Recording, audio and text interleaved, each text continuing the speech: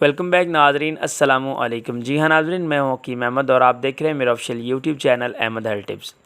तो आज की इस वीडियो में मैं आपके साथ यकम मुहर्रमुल हराम यानी कि जब चाँद नज़र आ जाता है मुहर्रमुल हराम का, तो उसके बाद आपने एक छोटा सा वजीफ़ा करना है। तो इंशाअल्लाह अल्लाह ताला के हुक्म से अगर आपके पास औलाद नहीं है तो आप साहिब औलाद ज़रूर हो जाएंगी, क्योंकि मुहर्रमुल हराम जो है इसमें जो है बहुत ही ज़्यादा मसाइब और मज़ालम जो थे वो हज़ूर अकरम हज़रत मोहम्मद सल्लल्लाहु अलैहि वसल्लम की आल पर जो है वो ढाए गए।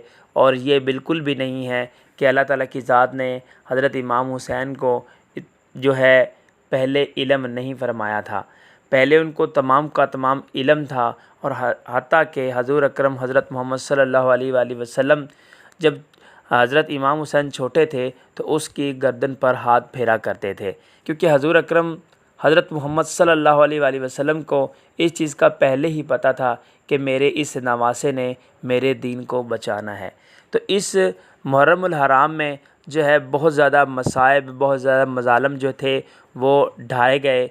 इस वजह से तमाम उम्मत मुसलमान इन दिनों को, मुहर्रमुल हराम के दिनों को कभी भी नहीं भुला सकता, क्योंकि अल्लाह ताला ने फरमाया है कि 4 महीने हुर्मत वाले हैं, उनमें से एक महीना मुहर्रमुल हराम का भी है। इसमें आप ज़्यादा से ज़्यादा कोशिश किया करें कि आप जो है दुआएं मांगा करें, औलाद के असूल के लिए दुआएं मांगे, ज़्यादा से ज़्यादा इबादत करें। तो इससे फ़ायदा ये होगा कि अल्लाह ताला की ज़ात आपकी दुआ ज़रूर कबूल करेगी। तो जी हाँ, दुआ भी कर लें कि अल्लाह ताला की ज़ात दुनिया के तमाम बे औलाद जोड़ों को औलाद नरीना अता फ़रमाए।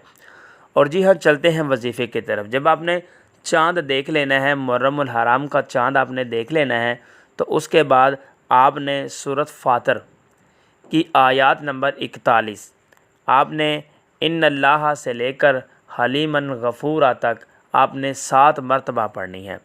और उसके बाद आपने सूरह रहमान पढ़नी है 1 मरतबा। सूरह रहमान पढ़ने से पहले 3 दफ़ा आपने अव्वल दरूद पाक पढ़ना है और 3 मरतबा आपने बाद दरूद पाक पढ़ना है, क्योंकि अक्सर ऐसे वज़ाइफ होते हैं जिनमें आपको दरूद पाक नहीं बताया जाता, लेकिन आप कोशिश ये किया करें कि दरूद पाक जो है वो हर वजीफ़े के साथ आपने लाजमी पढ़ना है, इसको एक रूटीन का हिस्सा बना लें। लेकिन जो दरूद पाक हो वो ताक में हो, यानी कि 3, 5, 7, 11 या 9 मरतबा इस तरह से आप इसको पढ़ सकते हैं। तो उसके बाद आपने औलाद के असूल के लिए दुआ करनी है। और औलाद के असूल के लिए दुआ हमेशा से इस तरह से की जाती है, सींच कर बंदा दुआ मांगे और दुआ करे कि अल्लाह ताला की ज़ात मुझे साहिब औलाद करे, रोए गिड़गिड़ाए अल्लाह ताला की बारगाह से। तो उम्मीद है कि ये वजीफ़ा अगर आप करते हैं तो अगले मुहर्रमुल हराम से पहले पहले आप साहिब औलाद ज़रूर होंगी इंशाअल्लाह अज़्ज़ा वजल। तो उम्मीद करता हूँ कि वीडियो आपको पसंद आई होगी। Thanks for watching Ahmad health tips. वस्सलाम।